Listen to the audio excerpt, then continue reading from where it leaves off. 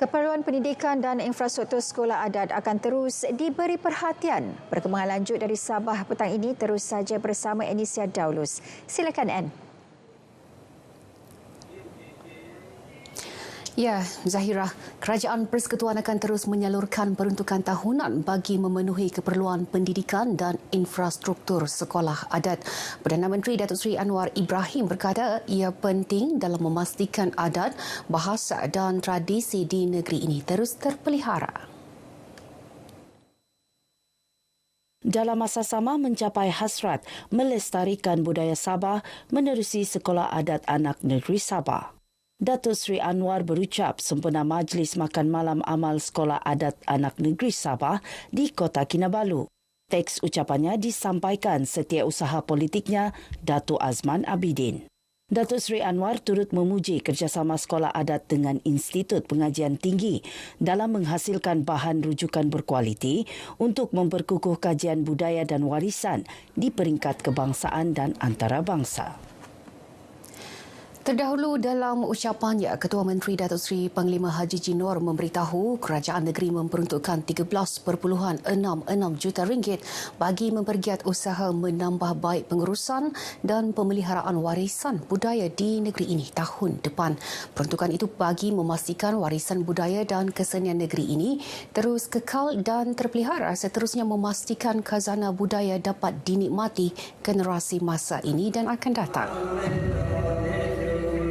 Kerajaan negeri akan terus memberi sokongan kepada sekolah adat dan memastikan keperluan pendidikan, infrastruktur dan program-program sekolah itu sentiasa diutamakan. Teks ucapan beliau dibacakan Timbalan Ketua Menteri Datuk Seri Panglima Dr. Jeffrey Kitingan. Datuk Haji Ji berkata kerajaan negeri juga menyokong usaha sekolah adat memperkenal 19 mata pelajaran berkaitan adat, bahasa dan seni tradisional. Beliau yakin melalui pengenalan pelajaran itu menyediakan platform kepada generasi muda mendalami akar budaya mereka. Datuk Haji Ji turut menyeru rakyat negeri ini menyokong usaha sekolah adat mendapatkan pengiktirafan UNESCO di bawah Good Safeguarding Practices yang akan mengangkat Sabah sebagai contoh terbaik pelestarian budaya di peringkat global. Graduan Universiti Malaysia Sabah UMS perlu memanfaatkan ilmu yang diperoleh untuk menyumbang semula kepada komuniti dan negara. Pro-Chancellor Universiti Malaysia Sabah UMS, Tan Sri Azman Hashim berkata, mereka juga perlu bersedia menyesuaikan diri dengan perubahan semasa agar dapat mendepani pelbagai cabaran mendatang. Tan Sri Azman turut menekankan pentingnya graduan mengembangkan kemahiran kritikal, pemikiran kreatif dan empati yang diperolehi sepanjang pengajian. Beliau menyatakan demikian sempena Majlis Convocation UMS ke-26 2024 bagi sidang kelima di UMS Kota Kinabalu. Tan Sri Azman juga menyeru golongan terpelajar memainkan peranan dalam menyelesaikan isu kemiskinan dan ketidaksamarataan yang masih membelenggu masyarakat khususnya di Sabah. Seramai 4,493 graduan menerima ijazah Doktor Falsafah, ijazah sarjana muda dan diploma sepanjang 4 hari Majlis Convocation UMS berlangsung. Jabatan Pengangkutan Jalan JPJ Sabah mengeluarkan 139 saman bagi pelbagai kesalahan termasuk menyita sebuah kereta dan 3 motosikal dalam operasi bersepadu di Sandakan. 2 individu turut ditahan pihak Jabatan Imigresen Malaysia JIM berkaitan dokumentasi. Pengarah JPJ Sabah Muhammad Haris Ali berkata ops bersepadu ini turut disertai pihak polis, JIM dan Lembaga Pelesenan Kenderaan Perdagangan Sabah. Operasi disertai 99 anggota ini bagi melakukan pemeriksaan lesen memandu, cukai jalan tamat tempoh dan tiada insurans serta ubah suai kenderaan tanpa kebenaran. Kita nak make sure it's not about nak mengambil tindakan untuk menimbulkan kesedaran agar pengguna jalan raya yang mematuhi undang-undang ni dirasa selamat, yang pihak penguatkuasa maknanya JPJ atau PDRM atau agensi yang lain ada to make sure keselamatan jalan raya. So kita akan pergiatkan lagi dan kita akan tambah baik ataupun kita akan banyakkan lagi information kita share dengan media. Dalam perkembangan berkaitan, Muhammad Haris berkata JPJ memandang serius pengubahsuaian kenderaan berat khasnya lori yang digunakan dalam industri perladangan terutama kelapa sawit. Jelasnya risikan dari semasa ke semasa akan dipergiat bagi memastikan syarikat terlibat mematuhi spesifikasi kenderaan berat yang diluluskan Kementerian Pengangkutan Jalan. Penguatkuasaan ini katanya menunjukkan komitmen JPJ Sabah memastikan pematuhan Undang-Undang Jalan Raya sekaligus memperkukuh usaha meningkatkan keselamatan pengguna jalan raya. Yayasan dan Koperasi Pertubuhan Islam Seluruh Sabah Usia bakal dijenamakan semula.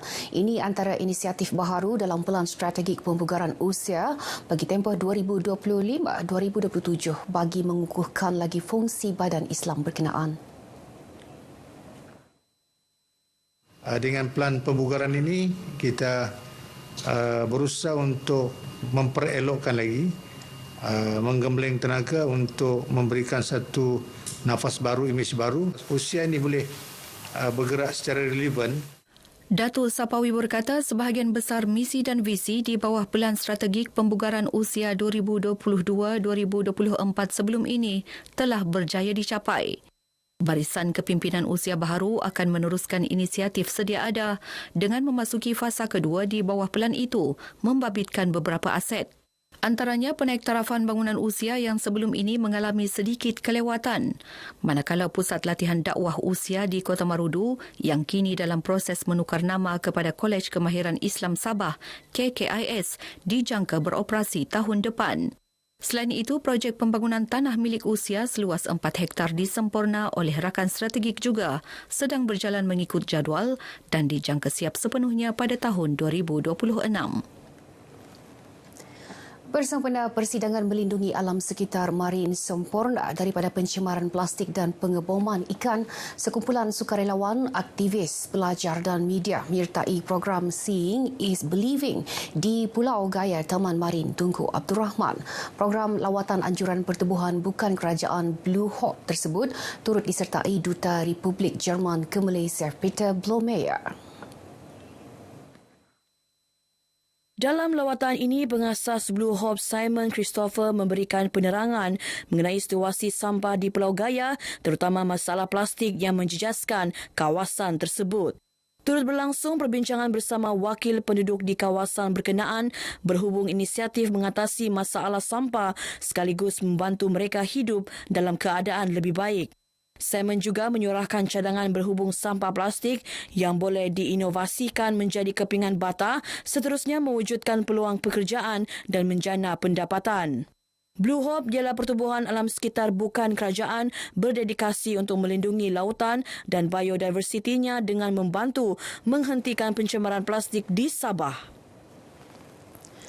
Pihak pendakwaan dalam perbicaraan kes membabitkan 13 remaja berusia 16 hingga 19 tahun yang dituduh bersama-sama membunuh Muhammad Nazmi Aizat di Kolej Vokasional Lahadatu pada Mac lalu menutup kes itu selepas 25 saksi selesai memberi keterangan. Timbalan Pendakwa Raya Nur Nisla Abdul Latif Nur yang mengetuai pasukan pendakwaan memaklumkan Hakim Mahkamah Tinggi Datuk Duncan Sikodol pihaknya menutup kes selepas Pegawai Penyiasat Asisten Superintendent Sudin Jingke memberi keterangan. Hakim Duncan kemudian memerintahkan semua pihak memfailkan hujahan bertulis pada 30 Disember ini, manakala hujahan balas ditetapkan pada 6 Januari tahun depan, selain menetap tarikh 13 Januari sebagai tarikh untuk memastikan semua pihak memfailkan semua dokumen berkenaan. Hakim Duncan bagaimanapun belum membuat keputusan sama ada membebaskan semua 13 tertuduh atau memerintahkan mereka membela diri. Nur Nisla ketika ditemui memaklumkan pendakwaan menawarkan 25 saksi kepada pihak pembelaan termasuk seorang pegawai kimia, 2 orang doktor, jurufoto polis dan warden kolej terbabit. Antara saksi pendakwaan yang dipanggil memberi keterangan ialah pengarah dan warden kolej selain 10 pelajar yang juga rakan sebilik mangsa serta penghuni asrama kolej terbabit. Baik, sekian perkongsian dari negeri di bawah Bayu. Kembali bersama Zahira untuk lebih banyak perkembangan semasa dalam negara dari sungai hingga segara Palestin pasti merdeka. Zahira. Baik, terima kasih Anne.